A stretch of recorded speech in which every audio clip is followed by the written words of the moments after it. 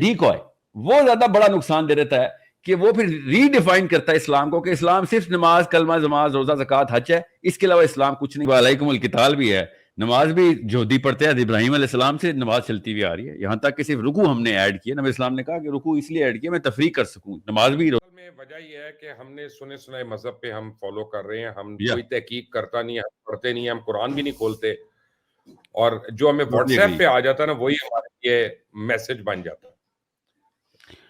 What's app پہ تو سر ابھی آیا ہے، اصل میں ہم نے اپنے پردادا یا سکر دادا کے نا طرف سے یہ سنی سنائی کہانی شروع کی ہے. خود صحیح کہا آپ نے، خود تحقیق نہیں کر رہے ہم.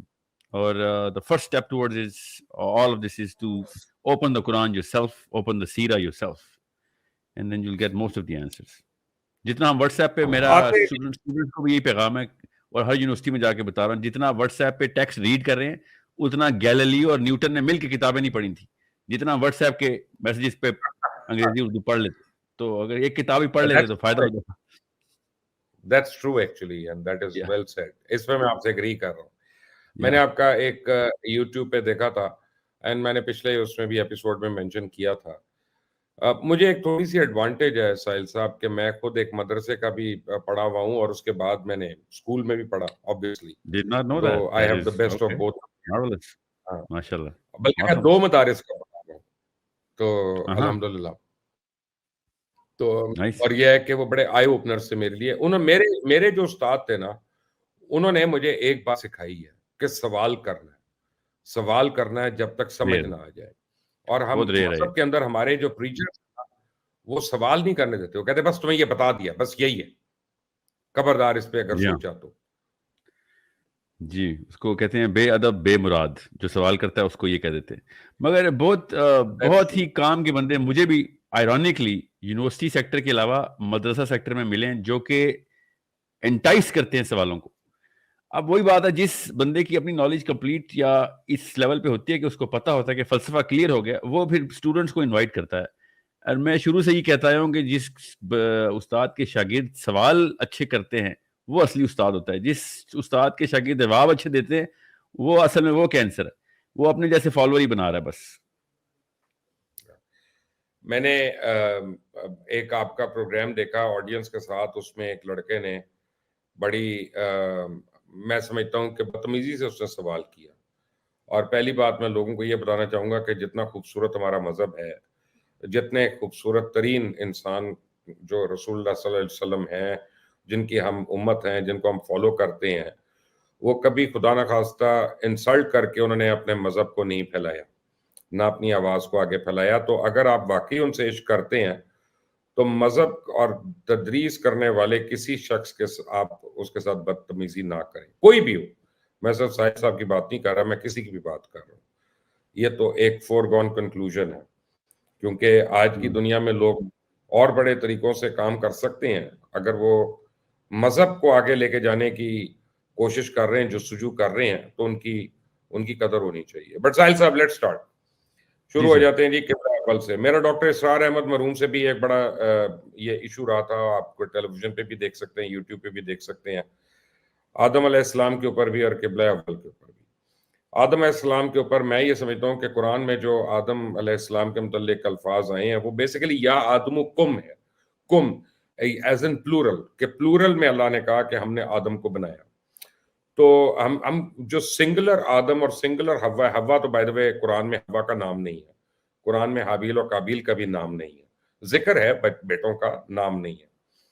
تو ہم نے یہ جو بنایا یہ بیبلیکل سٹوریز ہیں جو ہمارے ملک میں آ گئی ہوئی ہیں، اور اس کی کیا وجہ ہے اگر آپ کبھی مجھ سے پوچھیں گے تو میں آپ کو اس کی وجہ بھی بتا دوں گا. میرے پاس بڑی مستند اس کی ایک دلیل ہے. لیکن اب اسی طرح ہم کرتے ہیں بات قبلہ اول کی. قبلہ اول ہم سارے کہتے ہیں کہ بیت القدس جو ہے وہ ہمارا قبلہ اول ہے، تو میں نہیں مانتا. اس کی وجہ ہے کہ ہم دین ابراہیم فالو کر رہے ہیں، حضرت ابراہیم علیہ السلام کا دین فالو کر رہے ہیں. انہوں نے سب سے پہلی اذان دی تھی خانہ کعبہ میں توسیع کر کے، حجر اسود کے اوپر کھڑے ہو کے. اور آج بھی جب ہم حج پہ جاتے ہیں اور ہم جواب دیتے ہیں کہ لبیک لا شریک لبیک، تو ہم بیسیکلی سیدنا ابراہیم علیہ السلام کی اس اذان کا جواب دے رہے ہوتے ہیں جس کا اللہ نے ان سے وعدہ کیا کہ تمہاری اذان کا جواب تمہیں ملے گا اے خلیل اللہ. تو ہم یہ کیوں لوگوں کو کلیئر نہیں کرتے, ہم کیوں لوگوں کو حالت جنگ میں رکھتے ہیں کہ یار جو ہم نے کہہ دی ہوئی بات اب اس کو صحیح نہیں کرنا, کہیں گڑبڑ نہ ہو جائے کچھ. گڑبڑ ان ٹرمز آف کہ وہ قبلہ اول ہوگا تو کیا گڑبڑ ہوگی اس سے؟ پتہ نہیں اب, کیونکہ ہم 70 سال سے یہی سنتے آ رہے ہیں نا کہ یہ قبلہ اول. 1400 سال سے, کیونکہ پہلے نبی اسلام بیت المقدس کی طرف ہی اپنا منہ مبارک کر کے نماز پڑھتے رہے ہیں, وہ جان کے کہ ہم تو فالو دین ابراہیم کر رہے ہیں. ہم دین محمدی کو فالو کر رہے ہیں نا, جو نبی اسلام نے جب بیت المقدس کی طرف اپنا منہ مبارک کر کے نمازیں پڑھی ہیں تو وہ قبلہ اول ہے بس. ساحل بھائی وہ بھی ایک کویسچنبل بات ہے, کیونکہ قبلہ جو عربی کا لفظ ہے اس کا مطلب ہے ڈائریکشن آف فیتھ. اگر میں فرض کریں مسیحی ہوں اور آپ مجھے کلمہ پڑھا لیتے ہیں تو اس کا مطلب ہے آپ نے میرا قبلہ بدل دیا, آپ نے میری ڈائریکشن آف فیتھ کو بدل دیا. قبلہ جو ہے فزیکل فارم میں جس طرح ہم اس کو لیتے ہیں شاید اس طرح سے میں نہیں لے رہا, میں ڈائریکٹ فیتھ کی ڈائریکشن سے قبلے کو لے رہا ہوں. وہ ٹھیک کہہ رہے تھے, مگر ایٹ بیسٹ کیس سینیریو اگر میں آپ کے آرگیومنٹ کو بیسٹ کیس سینیریو پہ لیتا ہوں, assuming that your argument is correct, still it proves کہ آدم علیہ السلام نے آ کے یہ کعبے کی بنیاد رکھی, which of courس I also believe. مگر چونکہ قرآن پاک کی آیت کے ریفرنسز بہت کلیئر ہیں کہ جب اللہ تعالیٰ نے قبلے کی ڈائریکشن بدلی تھی نا, تو اللہ تعالیٰ نے ایز اے ٹیسٹ پریئر کے بیچ میں بدلی تھی, اور اس وقت یہ ٹیسٹ کرنا تھا کہ کون نبی علیہ السلام کے, کیونکہ عرب سارا یہی اس میں کیونکہ جستجو اور عقیدت یہی تھی سب کی کہ ہمارا قبلہ یہی رہے.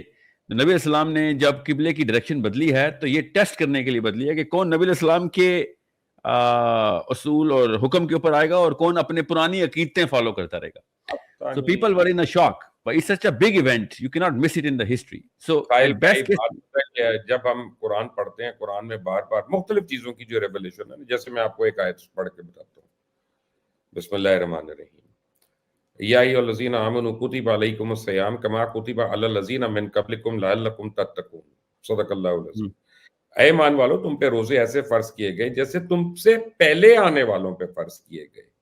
اب یہ تو ایمان والوں کو بتایا جا رہا ہے, تو ہم سے پہلے بھی روزہ ہو رہا تھا, ہم سے پہلے بھی نماز ہو رہی تھی, ہم سے پہلے بھی عبادت ہو رہی تھی, اور ہم سے پہلے بھی اللہ تعالیٰ کی وحدانیت جو ہے وہ اس کا ذکر ہو رہا تھا.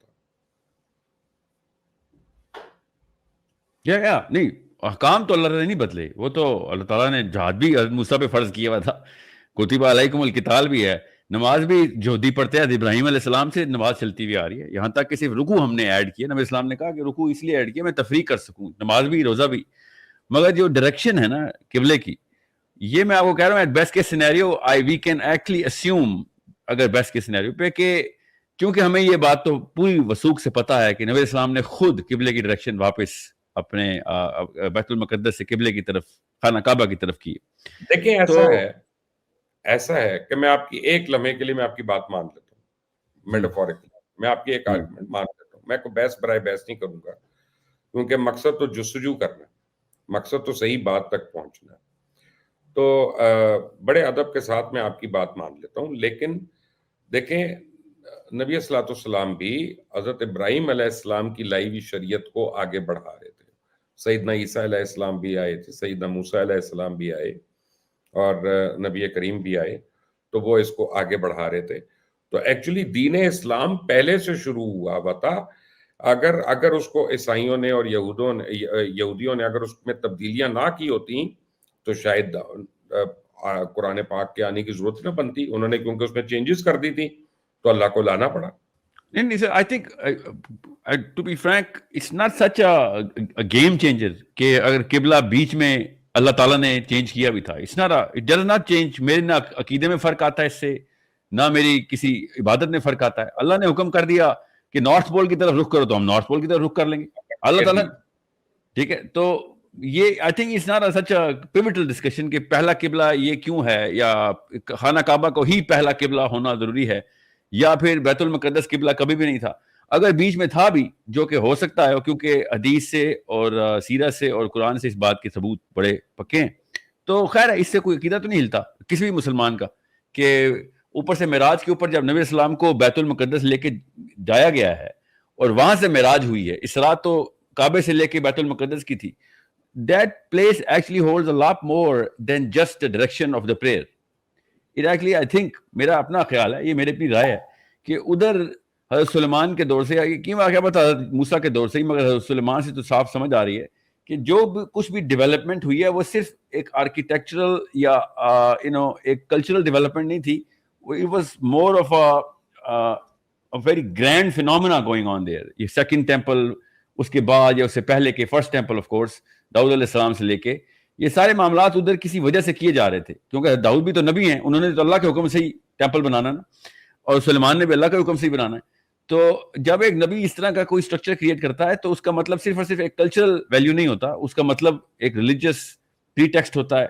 اور یہ بہت ضروری ہے کہ ہمیں پتہ ہو کہ اگر نبی علیہ السلام سے ایک بات ثابت ہو رہی ہے تو اسرائیلیات کی بات نہیں ہے, یہ نبی علیہ السلام سے بات اس لیے بھی ثابت ہو رہی ہے کیونکہ ہمارے پاس وثوق سے صحیح سند کے ساتھ یہ سارے ٹیکسٹ ہیں, اور قرآن پاک کی آیت ڈائریکٹ اس واقعے کو بتا رہی ہے کہ ہم نے ان لوگوں کو ٹیسٹ کرنا تھا اور اس لیے ہم نے یہ ڈائریکشن بدلی ہے. اور یہ تو عمومی طور پہ بھی ایک احکامی آیت آ سکتی تھی, مگر نماز کے دوران ڈائریکشن بدلا جانا وہ کوائٹ اے مانیومنٹس ایونٹ.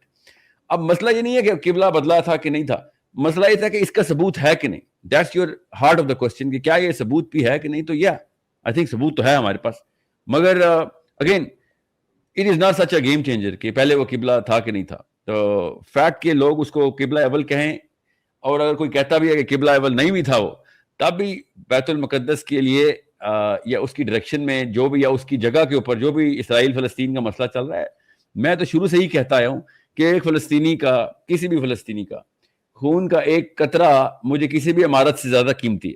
میں اس کے لیے میں یہ سارا کا جہاد کا جو موومنٹ ہے نا, یا نظام کی جو موومنٹ ہے جس کے لیے جہاد کرنا پڑے گا اسرائیل کے خلاف, تو کریں گے. وہاں پہ بیت المقدس نہ ہوتا, کوئی اور واقعہ بھی ہوتا, کوئی اور عام سی بھی جگہ ہوتی, اور ادھر پھر بھی یہ واقعہ ہوتا, تو پھر بھی میں کہتا مسلم امہ کو اس وقت نیتن یاہو کا گلا پکڑنا ضروری ہے. The fact کہ وہاں پہ ریلیجیس اٹیچمنٹ ہماری ہے, تو چونکہ معراج کے واقعے پہ تو کوئی کسی کو اعتراض نہیں ہے, وہاں پہ نبی علیہ السلام نے جو امامت کرائی ہے انبیاء کی, وہیں پہ کیوں کرائی, کعبے میں کیوں نہیں کرائی؟ That's also a golden question to ask. So something is there. وہاں پہ مسجد نہیں تھی اس وقت, مسلمانی تھا. نہیں وہ بھی نہیں تھا نا, کیونکہ you need to understand کہ اس وقت صرف اور صرف ٹیمپل ماؤنٹ کے اوپر ہیرلڈ کا ٹیمپل تھا, اور وہ جو ہیرلڈ کا جو جتنا بھی ایریا اس وقت, وہ تو ابھی بھی ویسا ہی ہے. تو میرے خطاب نے ہیکل سلیمانی تو نہیں توڑوا کے ری بلڈ کروایا نا, ڈوم آف دا راک کے اوپر ایک اسٹرکچر کریٹ کروایا, اور Dome of the Rock is very special place for, in my opinion, I think it's way more special than any place else on earth, because a lot of prophets have done a lot of things on that place. اور معراج کا وہیں سے ہونا signifies کہ واقعہ بہت بڑا ہے, اور جگہ بہت بہت قیمتی ہے اور بہت ضروری ہے. سو اگر عقیدتاً نہیں بھی تو عقیدے کی بنا کے اوپر بھی ڈوم آف دا راک بہت بڑی ویلیو رکھتی ہے. بڑی آپ کی لاجیکل اور اسٹرانگ آرگومنٹ ہے. I mean, thank you. بڑی اسٹرانگ آرگومنٹ ہے, اس پہ کوئی آرگومنٹ نہیں, آگے کوئی بحث نہیں. Well, there you go then. Let's settle this. تاکہ نہیں سیٹل کی کیا بات ہے, میرا مطلب ہے ہمیں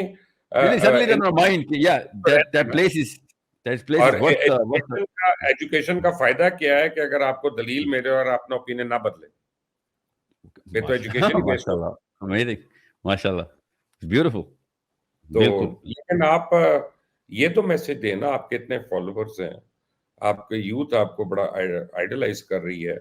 اسپیشلی میں نے آپ کو دانش جاوید کی ایگزامپل دے دی, وہ تو مرنے مارنے پہ تل گئے تھے اپنا آپ کی وجہ سے میرے ہی گھر میں. تو وہ اپنا آپ کم از کم یہ تو ان کو بتائیں کہ سب سے بڑی جو گستاخی ہے نبی پاک صلی اللہ علیہ وسلم کی, وہ ان کے دین پہ عمل نہ کرنا ہے. سب سے بڑی گستاخی ہے قرآن پاک کو نہ پڑھنا. سب سے بڑی گستاخی ہے اپنی عبادتوں میں کاہل ہونا, سست ہونا. سب سے بڑی گستاخی ہے اللہ کے علاوہ کسی اور بھی یقین کر لینا. اور سب سے بڑی گستاخی سر یہ بہت بڑی گستاخی ہیں. میں تو ہمیشہ سے کہتا رہتا ہوں کہ یہ یورپ والے جو کارٹون بناتے ہیں نا, وہ پیپر پہ بناتے ہیں. یہ جو پاکستان والے بناتے ہیں یہ اپنی حرکتوں سے بناتے ہیں کارٹون. سو یہ اصلی توہین رسالت کرتے ہیں. ہم جو نام محمد کا رکھا ہوتا ہے ہم نے, اور کام ہمارے سارے کے سارے ابلیسی ہوتے ہیں. دس از the biggest blasphemy that we do. سو بہرحال مگر میرا اپنا اوپینین یہ ہے اس کیس میں کہ سائیکولوجیکل بیلنسنگ کہتے ہیں انڈر پیننگ میں نا, ہمارے جس طریقے سے گاڑی کی پسٹن ہوتی ہے نا, یا ویٹس جس طرح بیلنس کیے رہتے ہیں ترازو کے نیچے, اس طریقے سے اسلام نے بھی نا اپنے ہر چیز کے احکام کے بیلنسز رکھے ہوئے. So it's a common sense thing کہ اگر میں پاکستان کے کانسٹیٹیوشن کو نہیں مانوں گا اور اس کے خلاف بڑی لڑائیاں کروں گا, مگر میں اسلام آباد کے F10 کے اشارے پہ کھڑا ہوں گا اور گاڑیوں والا کہوں گا یار لال بتی کا تو خیال کیا کرو, تو لوگ کہیں گے یار تو کانسٹیٹیوشن کو نہیں مانتا, یہاں پہ آ کے تو لال بتی پہ تو بڑی ہمیں لیکچر دے رہا ہے. تو میرا اپنا خیال یہ ہے, and this is a common sense thing and you can I want you to argue against it, کہ جب ایک بندہ اسلام کے سسٹم کو امپلیمنٹ کرنے پہ زیادہ زور نہ لگا رہا ہو اور وہ کہہ رہا ہے میں روزہ ضرور رکھوں گا, میں نماز ضرور پڑھوں گا اور میں صدقہ دیا کروں گا, بیوہ کو سلائی مشین بھی دوں گا, مگر وہ بڑے سسٹم میں ہمارا انیمی ڈکلیئر ہوا ہے, you know he is a spectator at best کس نے, کہ میں اس لڑائی میں تو میں حصہ لوں گا ہی نہیں کہ حق اور باطل کی لڑائی کیا ہے اور اللہ کا سسٹم کیا ہے جو اللہ نے ڈائریکٹ قرآن نے بتایا ہوا ہے. تو وہ آئی تھنک ہی از اے ڈیکوائے, وہ زیادہ بڑا نقصان دے دیتا ہے کہ وہ پھر ری ڈیفائن کرتا ہے اسلام کو کہ اسلام صرف نماز, کلمہ, نماز, روزہ, زکوٰۃ, حج ہے, اس کے علاوہ اسلام کچھ نہیں ہے. اور اس وجہ سے پوری کی پوری دنیا اپنے اپنے سسٹم مسلمانوں پہ نافذ کر کے بیٹھی ہوئی ہے, اور ونسٹن چرچل کے بیک یارڈ میں کھینچی ہوئی لکیریں اس وقت عربین کنٹریز کی شکل میں آئی ہوئی ہیں, اور یہ اپنے آپ کو اپنی نمازوں کے اندر چھپا کے بیٹھے ہوئے کہ آخرت میں ادھر بچ جائیں گے. حالانکہ اللہ تعالیٰ نے کہا تھا کہ سب سے پہلے اس بندے کا انتظام کرو جس نے کبھی نہ کتاب پڑھنی ہے, نہ علم حاصل کرنا ہے, نہ کچھ, وہ سسٹم کے اندر گناہ سے بچے گا زیادہ تر عوام جو ہوتی ہے. سو ناروے جا کے جس طریقے سے ایک مسلمان اور غیر مسلمان گناہ نہیں نہ کر سکتا کیونکہ قانون ادھر ہے, سسٹم ہے, بالکل اسی طریقے سے پاکستان میں بھی وہ سسٹم نافذ کرنا چاہیے تھا اللہ کا کہ سب سے پہلے اس کا انتظام کرو کہ جو گناہ کی سب سے زیادہ پروبیبلٹی رکھتا ہے وہ جاہل آدمی ہوتا ہے, اس کو تو پتہ بھی نہیں ہوتا. آپ اپنا بچوں والی بات کر رہے ہیں, پاکستان میں اسلامی نظام ہو تو 12 کروڑ لوگ ایک ہاتھ کے ساتھ پھر رہے ہوں, ٹنڈے ہوں, ساری چوہے یہاں پہ, اتنا نہیں, 12 کروڑ نہیں, 10 کروڑ ایک ہاتھ ہو, اور باقی گردنیں کٹی ہوں نا سر, باقی کی گردنیں بھی تو کاٹیں. آدھے کروڑ 2.5-3 کروڑ تو سنساری سے زنا کی سزا میں ہونے چاہیے. آپ کو میں قرض کر دوں, دیکھیں دودھ والا دودھ میں ملاوٹ کرتا ہے, سبزی والا اس میں کرتا ہے, دوائی والا اس میں ملاوٹ کرتا ہے. ہم رمضان کے مہینے میں جو پکوڑے بناتے ہیں گریز میں بنا کے دے رہے ہوتے ہیں, بیچ رہے ہوتے ہیں روزہ رکھ کے, ہم اس میں ملاوٹ کر رہے ہیں. ہم جو کام ہے ملاوٹ, اور سب سے بڑی بات یہ ہے کہ ہم سود کے اوپر چل رہے ہیں جس کے اوپر اللہ کا حکم ہے کہ یہ میرے خلاف اعلان جنگ ہے اور اس کی سزا میں نے دینی ہے. تو آپ تو ٹیکنیکلی اپنے آپ کو اسلامی ملک بھی نہیں کہہ سکتے, لیٹ الون اسلامک نیشن. سر میں نا آپ کو ایک یہاں پہ نا ایک ایکویشن بتاتا ہوں. اصل میں نا psychologically speaking everybody wants 2 things. You also want the concept of saza for the punishment of the crime, but more than that you would want the jaza for something that is good that you are innately going to do. Of course. ہم کیا کرتے ہیں, ہم especially جو religious مجھ جیسے speakers ہوتے ہیں جو اسلام کر رہے ہوتے ہیں, وہ یہ بات بتاتے ہوئے کوتاہی کرتے ہیں کہ اسلام صرف سزاؤں کا نظام نہیں ہے, اسلام جزاؤں کا بھی نظام ہے. کارل مارکس جو ہے وہ جزا کا نظام لے کے آ رہا ہے, اور مسلمان مولوی سزاؤں کا, تو ظاہر کامن سینس ہے لوگ کارل مارکس کی طرف جائیں گے, سزا تو کسی کو نہیں چاہیے. سو دودھ والے کو بھی پتا ہوگا نا جب کہ بھائی دودھ میں ملاوٹ نہ کرنے سے جو مجھے جزا کا انتظام تھا وہ حکومت نے کر کے دے دیا ہوا ہے, اور اگر ملاوٹ کی تو سزا کا نظام بھی حکومت نے کر کے دے دیا ہوا ہے. تو وہ دونوں طرف سے دودھ میں ملاوٹ نہیں کرے گا اور بائی چوائس نہیں کرے گا پھر, کیونکہ اس کو اس وقت سچ بتاؤں, میں یہ نہیں کہہ رہا ہوں ملاوٹ کرنے کے کوئی بہانے چاہیے ہمیں, مگر نواز شریف سے لے کے ریڑھی والا ہمارا چور کیوں ہے, کیونکہ اس کو دوسری طرف جانے کی اجازت ہے ہی کوئی نہیں, اس کے پاس آپشن ہی کوئی نہیں جزا والی, اس کے پاس صرف سزا والی ہے. تو سزا سے بچنے کے تو 100 طریقے ہوتے نا, وہ تو اسلامی نظام آئے گا بھی نا. تو دیکھیں نا, یہ میں 3 وزیر اعظم کو کہہ چکا ہوں پاکستان کے کہ ٹیکس چوری کرنے والے کا کوئی نقصان نہیں اور ٹیکس دینے والے کو کوئی فائدہ نہیں ہے. یہ دونوں باتیں میں نے سر ایک ٹرانزیشن کا نا پورا ایک سسٹم بنا کے نا پریزنٹیشن تیار کی ہوئی ہے کہ کوئی اگر جب قوم کا اتنا آئی کیو ہو جائے نا لڑکے لڑکی کا, تو میں ان کو بیچ کا نظام پورا کا پورا پیپر پہ لکھا ہوا ہے کہ contributors should be allowed to choose the leadership. اس کے علاوہ کسی کو لیڈرشپ چوز کرنے کی الاؤنس ہی نہیں چاہیے. میں ڈیموکریسی کے ویسے ہی خلاف ہوں, مگر ڈیموکریسی کے خلاف ہونے کا مطلب یہ نہیں تھا کہ لوگوں سے حق کے رائے دہی چھین لیا جائے, مگر حق رائے دہی کو ارن کرنا پڑے گا. ایسے نہیں تمہیں حق رائے دہی مل جائے گا کیونکہ تم نے یہاں پہ پیدائش حاصل کر لی ہے. If you are a cancer to the society I will have to take you out of the system. So بالکل اسی طریقے سے آپ نے بالکل ٹھیک کہا کہ اگر ٹیکس دینے والے کے ایکسٹرا رائٹس ہونا تو جزا کا انتظام ہے. وہ جزا کا نظام ہم دیں گے نہیں جب تک تو لوگ سزا کے نظام کو تو نہیں آپٹ کریں گے. میں آپ کو دو باتیں بتاتا ہوں. ایک تو یہ کہ اسلام کی شریعت اگر کل کو آ جاتی ہے نا تو زیادہ تر چور پھر بھی نہیں پکڑے جانے. ظاہر ہے اتنی تو افیشینٹ پولیس نہیں ہونی ہماری کہ جہاں چور یہ پہنچ جائے. ادھر تو امریکہ میں بھی ناروے میں نہیں پکڑ سکتے. ٹھیک ہے, سب سے زیادہ ریکارڈڈ ریپس 2020 اور 22 کے بیچ میں دنیا میں پتہ کہاں پر رجسٹر ہوئے ہیں؟ ڈنمارک میں. Can you imagine that? اب ہر ریپس تو نہیں پکڑا جاتا. تھوڑی ہے. ہاں جی سر, وہ تو پنڈی سے بھی کم آبادی ہے, بلکہ پنڈی تو بہت بڑا شہر ہے, یہ کچھ چھوٹے شہروں جتنا ہے, 25-30 لاکھ. اس میں ذرا سا اس لیے غلط ہو سکتا ہے کہ وہاں پہ ڈومیسٹک اگر مرضی نہ ہو تو اس کو بھی ریپ میں ہی کنسیڈر کر لیتے ہیں. نہیں, اور دوسری وجہ یہ بھی ہے کہ وہاں پہ رپورٹ کرنے کا انتظام بڑا ٹھیک ہے. یہاں پہ تو رپورٹ بھی نہیں کر سکتے نا آپ. ٹھیک ہے, تو اس لیے یہاں پہ تو ورنہ دن کی رپورٹیں ڈنمارک سے اوپر ہونی چاہیے. انجوائے کرنا شروع ہو جائے گا. یا no, what I'm saying is کہ crime will not stop because human beings have an insatiable desire to cross its limits. That's the design. یہ آدم علیہ السلام کو جنت میں بناتے وقت ان کی پروجنی کے اندر یہ جنت کا خمیر ہے, تو وہ ہم سارے کے سارے یہاں پہ جنت پہ پریکٹس کرنے کی کوشش کرتے ہیں. اس لیے اور جب جنتی ہونے کی کوشش کرتے ہیں تو یاد آتا ہے کہ دنیا میں تو ابیلٹی نہیں ہے جنت کی ان پٹ یا آؤٹ پٹ دینے کی, تو وہاں پہ پھر کرائم شروع ہو جاتے ہیں. سو وہ پاور کی جو ہرس ہے نا وہ اصل میں جنت کی ہی پاور ہے. وہاں پہ پریکٹس کرنا الاؤ ہے, یہاں پہ الاؤ نہیں ہے.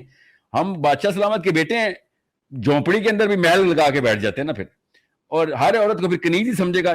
سو اللہ تعالیٰ نے کہا یہاں پہ عاجز ہو, تجھے وہاں پہ واپس بادشاہت مل جائے گی جہاں پہ تمہیں جہاں پہ جانا ہے تمہیں. اب پوائنٹ یہ ہے کہ جب کرائم